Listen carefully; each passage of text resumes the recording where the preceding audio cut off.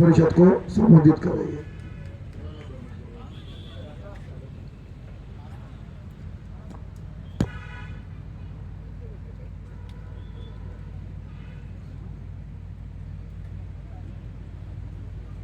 तथागत भगवान गौतम बुद्ध, परमपूज्य डॉक्टर बाबासाहेब आंबेडकर यांच्या विचाराला आणि प्रतिमेला कोटी कोटी अभिवादन करतो।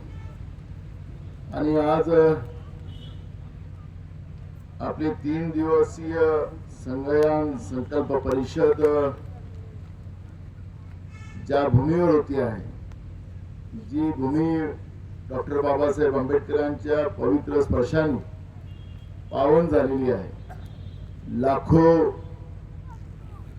जनसमूहाच्या बरोबर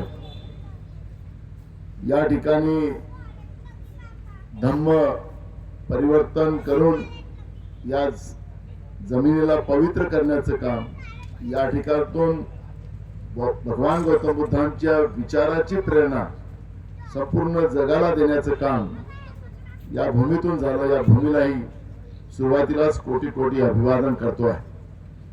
मैं हिंदी में बोलूंगा क्योंकि यहाँ पर हमारे भंते जी जो है वो विविध राज्यों से आए हैं, इसलिए मैं हिंदी में ही बात रखूंगा। इस कार्यक्रम में जिनका मार्गदर्शन होने जा रहा है वो महावीर भदंत आनंद जी, भदंत सागर जी, हमारे सबके मार्गदर्शक महावीर भदंत हर्षबोधी, माजी आमदार हमारे मित्र प्रकाश कजबी जी, डॉक्टर पूर्ण मिश्राम जी, हमारे भैया जी खैरकर,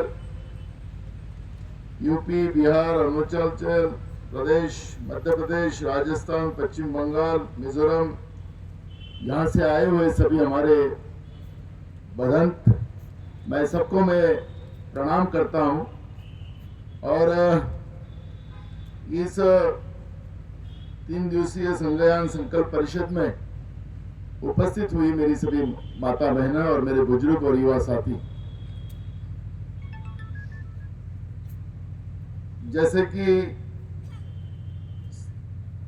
महावीर भदंत हर्षबोधी जी ने अपनी भूमिका रखी,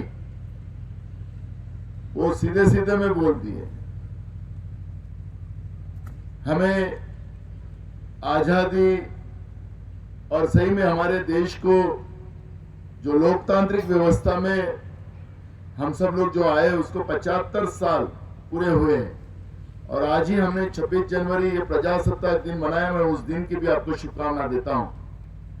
और ये अच्छे दिन इस संगयान संकल्प परिषद की शुरुआत हो रही है, और इसकी जरूरत भी है, क्योंकि डॉक्टर बाबा साहब आंबेडकर ने हमें जो संविधान दिया, लोकतंत्र दिया, लोगों ने लोगों के में से प्रतिनिधित्व बनाकर उनकी अपनी सरकार बनाए। पहले राजा के रानी के पेट से वही पैदा हुआ बच्चा वही राजा बनता था, लेकिन बाबा साहब आंबेडकर के संविधान के आधार पर लोगों से हम लोग हमारा प्रतिनिधि चुनकर उसको 5 साल के लिए भेजते हैं, और उसने हमारे लिए काम करना चाहिए। जो बाबा साहब आंबेडकर का संविधान है उसके आधार पर आखिरी के इंसान को मुख्य प्रभाव धारा में लाने का काम करना चाहिए और समता रखना चाहिए। सबसे बड़ा इंसानियत का जो मूल मंत्र जो भगवान गौतम बुद्ध जी ने दिया है, जो मनुष्य जीव है वो कोई बड़ा और कोई छोटा होता नहीं, सभी समान होते, और इसलिए बाबा साहब आंबेडकर ने संविधान में समता का बड़ा महत्व दिया है। गए 8-9 साल से झूठे सपने दिखाकर सत्ता में लोग बैठे, यहां तक कह दिए कि काला धन हम लाएंगे और 15 लाख रुपए आपके खातों में डालेंगे, 2 करोड़ युवाओं को हर साल नौकरियां देंगे, किसानों को 1.5 गुना उनके फसल को दाम देंगे, और इस तरह की कई सपने हम लोगों को दिखाए। और हम लोगों ने कहा कि भाई कांग्रेस ने 50 साल में 60 साल में ये व्यवस्था नहीं बनाई, हम उनको साथ दिए। और 5 साल में हम लोगों की नौबत ऐसी आई तो जो डॉक्टर बाबा साहब अम्बेडकर ने 4 स्तंभ बनाए थे, एक था कि हमने वोटों के माध्यम से जो सरकार बनाती वो, दूसरा हमारी न्याय व्यवस्था, तीसरी हमारी प्रशासकीय व्यवस्था और चौथी हमारी, जिसका उल्लेख बार बार हमारे 2 कैमरे यहाँ पर बैठे हैं, मीडिया, ये 4 व्यवस्था बाबा साहब अम्बेडकर ने 4 स्तंभ, क्योंकि 3 स्तंभ का टिक नहीं सकता, क्योंकि 3 स्तंभ को कोई वैल्यू नहीं होती।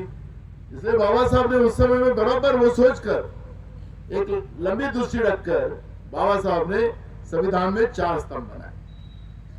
अब अपन ने देखा कि 8-9 साल में 4 स्तंभों की हालत क्या है।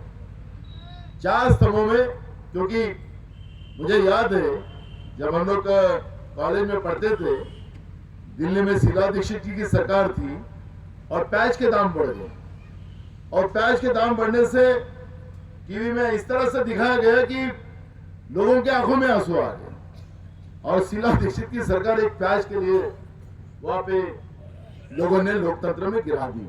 वो कमाल किसका था? चौथा स्तंभ का।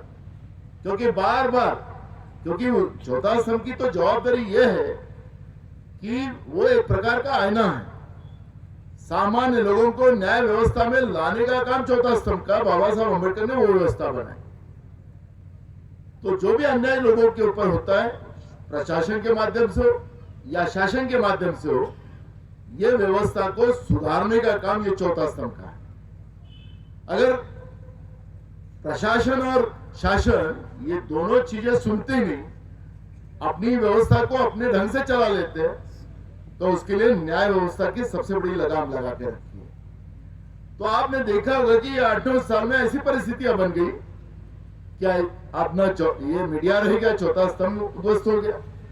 प्रशासकीय व्यवस्था का, हमारे यहाँ पर कई लोग नौकरी पे रहे होंगे या नौकरी पे हो गए। आज नौकरी करना आसान नहीं है। क्या परिस्थिति आप सब लोग देखते हैं कि प्रशासकीय व्यवस्था में क्या हाल हुआ, न्याय व्यवस्था में भी देखते हैं कि क्या हालत बनी है।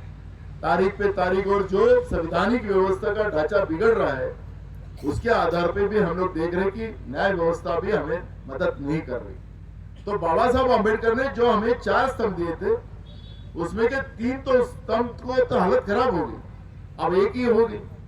तो एक अगर बचता है तो वो अपनी हिटलरशाही करेगा, और जब हिटलरशाही होगी तो हमारे देश का हाल क्या होगा। बाबा साहब अम्बेडकर ने बड़े परिश्रम से, कोई एक दिन में संविधान नहीं लिखा बाबा साहब अम्बेडकर, कई साल, 2.5 से 3 साल उसमें बाबा साहब अम्बेडकर ने संविधान लिखने में डाला। मुझे याद है, ये तो जब ये बनते जी ने बताया कि जब मैं सांसद था तो बोध गया के लिए एक आंदोलन जंतर मंतर में दिल्ली में हो रहा था। तो मैं पेपर में पढ़ा, और मुझे समझ में नहीं आया कि बुद्ध गया है तो वहां पे हमारे भंते जी होंगे, जैसे मंदिरों में पुजारी होते हैं, चर्च में पादरी होते हैं। तो मुझे लगा कि वहां बुद्ध गया में हमारे भंते जी होंगे। तो मैं जब इस आंदोलन में गया जंतर मंतर पे, तो भंते जी थे, तो मैंने सब समझा। तो मैंने ये कहा कि भाई आखिर भगवान गौतम बुद्ध के विचारधारा को, उस बौद्ध गया से ये विचार को पूरी दुनिया में फैलाने का काम भंते जी करेंगे। लेकिन जब देखा कि वहां पे पुजारी बैठे हैं, तो मैंने प्रस्ताव लिया, पार्लियामेंट चल रहा था, तो मैंने 2 इश्यू वहां रखा। एक इश्यू था कि बौद्ध गया में भंते जी का ही अधिकार होना चाहिए, भंते जी वहां रहना चाहिए, और दूसरा कि हमारी जो शादियां होती है वो बौद्ध परंपरा से होती है, लेकिन उसको कानून में कोई महत्व नहीं। अगर शादियां टूट जाती है तो उसको कोड में उसका कोई वैल्यू नहीं कि तुम्हारी शादी का, उसमें कानून में उसका कोई दायरे में नहीं आता। तो मैंने दोनों सब्जेक्ट को पार्लियामेंट में रखा और सरकार से कहा कि ये एक प्रकार का एक धर्म के ऊपर अन्याय है, क्योंकि हमारा सर्वधर्म समभाव का संवैधानिक व्यवस्था में बाबा साहब अम्बेडकर ने सबको अपने अपने धर्म पे प्यार करने का अधिकार है। किसी को किसी के धर्म के बारे में गाली देने का अधिकार नहीं है। और ये सब होने के बाद भी अगर भंते जी को बुद्ध गया नहीं होती और जिस पवित्र बौद्ध धर्म के आधार पर जो शादियां होती है तो उसको भी कानून के दायरे में लाना चाहिए, इस तरह की मांग हमने की। लेकिन सरकार एक अलग विचारधारा से चल रही है। फिर नोटबंदी आई, फिर जीएसटी आई, और नोटबंदी और जीएसटी के बाद आपने देखा होगा कि डॉक्टर बाबा साहब अम्बेडकर का जो आर्थिक धोरण जो था वो बड़ों से टैक्स लेने का था और हमारे आखिरी के इंसान तक उस पैसे की व्यवस्था बनना चाहिए, वो भी मुख्य धारा में आना चाहिए। इस तरह की धोरण डॉक्टर बाबा साहब अम्बेडकर ने अपने संविधान में आर्थिक धोरण बनाया। 60 साल में कांग्रेस ने वही काम डॉक्टर बाबा साहब अम्बेडकर के आर्थिक धोरण के साथ किया। कांग्रेस भी बहुमत में थी, कांग्रेस भी डॉक्टर बाबा साहब अम्बेडकर का आर्थिक धोरण बदल सकती थी, लेकिन कांग्रेस ने हमेशा बाबा साहब अम्बेडकर के विचारों धारा को आगे लेके गए। और 60 साल में हमने क्या पाया, जैसे भंते जी ने कहा कि बाबा साहब अम्बेडकर के संविधान के आधार पर हम लोग आज अच्छे कपड़े पहन रहे हैं, हम जेवर पहन रहे हैं, हमने अच्छी शिक्षा प्राप्त की। अगर उस समय बाबा साहब अम्बेडकर का आर्थिक धोरण को कांग्रेस ने पालन नहीं करता और ये जीएसटी आ जाती तो हमारे गांव में स्कूलें नहीं बनती, हमारे गांव में हॉस्पिटल नहीं बनते, हमारे गांव में रास्ता नहीं बनता। जब आजादी मिली थी तब 50 गांव में बिजली थी, सिर्फ 50 गांव में बिजली थी। 350 करोड़ रुपए का बजट था। आज एक मोहल्ले के विकास के लिए हम लोग 3,500 करोड़ की योजनाएं ला लेते। उस समय देश का बजट ही 350 करोड़ था। ना हमारे पास फौज थी, ना हमारे पास खाने का दाना नहीं था। भाखड़ा नांगल जैसे धरण उस समय बनाने की जरूरत थी, नहीं तो हरियाणा पंजाब ये रेगिस्तान बनने का समय आ गया था। और इसलिए जो प्रायोरिटी थी वो प्रायोरिटी को हमारे देश में रिसर्च सेंटर बन गए, डिफेंस बन गया, सब चीजें हमारे गरीबों के बच्चे के लिए पढ़ने के लिए मेडिकल कॉलेजेस हो, इंजीनियरिंग कॉलेजेस हो, ऐसा कई व्यवस्था अपने देश में 60 साल में बनाने का काम हुआ। और इसलिए हम लोग मुख्य धारा में। आज का जीएसटी क्या है? बाबा साहब अम्बेडकर का आर्थिक धोरण नहीं है। आज का जीएसटी है आपसे पैसे लो और किसके घर में दो, किसके घर में जा रहा पैसा, कौन अमीर आदमी बन रहा है ये देश में? दुनिया का सबसे बड़ा अमीर आदमी हमारे देश में आ गया। 8 साल में ऐसा कौन सा चमत्कार हो गया कि जिसे दुनिया के सबसे अमीर आदमी हमारे देश में पैदा हो गए? बाबा साहब ने कहा था कि समानता चाहिए, असमानता नहीं। आपने हाल ही में देखा होगा कि इस देश के 21 लोगों के पास 71% प्रॉपर्टी जमा हो। 21 लोगों के पास, 21,000 में सिर्फ 21 लोगों के पास 71% संपत्ति जमा हो गई। तो हम लोग कहां पर है अभी? अंदाज बनाओ। बाबा साहब अम्बेडकर की संवैधानिक व्यवस्था का और विचारधारा का क्या हो रहा है उसका हश्र अगर आप लोगों को पता नहीं होगा। भंते जी कांग्रेस का प्रचार कर रहे हैं, इसका प्रचार कर रहे हैं, वो इसका प्रचार कर रहे हैं, इस भानगढ़ में कोई नहीं पड़े। मैं खुद बहुजन समाज का आदमी हूं और डॉक्टर बाबा साहब अम्बेडकर ने बहुजन हिताय बहुजन सुखाय की बात की। बाबा साहब अम्बेडकर ने भी सोचा था कि उस समय के मैं जो कुर्सी में बैठा हूं वो कुर्सी का उपयोग मेरे लोगों के लिए नहीं होता, तो कुर्सी किस काम की? तो मंत्री पद का भी बाबा साहब अम्बेडकर ने राजीनामा दिया था। अभी नाना पटोले ने क्या किया? सिर्फ बोला क्या किया कि नहीं किया? 2.5 साल बची थी मेरी मेवाड़ा पर सांसद की कुर्सी। 1 मिनट में जीएसटी मेरे लोगों को बर्बाद करने के लिए लाई गई है और मैं उसका उदाहरण प्रधानमंत्री जी के सामने रखा और 1 मिनट में सांसद की छोड़ दी। लोग तो सांसद बनने के लिए, सादा वार्ड का मेंबर बनने के लिए क्या क्या करते पता है ना आप लोगों को? 1 मिनट में हमने छोड़ा। कुर्सी किसको प्यारी नहीं रहती, लेकिन जहां मेरे बाबा साहब अम्बेडकर के विचार का गला घोटा जाता हो वो कुर्सी हमारे काम की नहीं होती। और वही काम तुम्हारे ये बेटे ने, तुम्हारे भाई ने किया। और मैं इसलिए कहता हूं कि ये जो आज, जैसे भंते जी ने जब भी कहा कि हमें तकलीफ हुई, मैंने कहा कि भंते जी कोई भी हो, जो भी हो, हम मदद करेंगे। आज ये जरूरत है बौद्ध गया तो हमें मिलना ही चाहिए, भंते जी के कब्जे में जाना ही चाहिए, लेकिन आज बाबा साहब अम्बेडकर का संविधान बचाने का समय है। अगर संविधान ही खत्म हो गया कि नया संविधान बनाना चालू हो गया। अब यहाँ दो भूमि है, एक दीक्षा भूमि और दूसरी संविधान व्यवस्था को उखाड़ने वाली दूसरी भूमि उधर है। वो कौन है? नहीं नाम लो मतलब उनका, उधर है। आपको बताता हूं कि लोग बोलते हैं कि हम संविधान को हाथ नहीं लगाने देंगे, जो सत्ता में कुछ लोग हमारे बैठे हैं हाथ नहीं लगाने देंगे।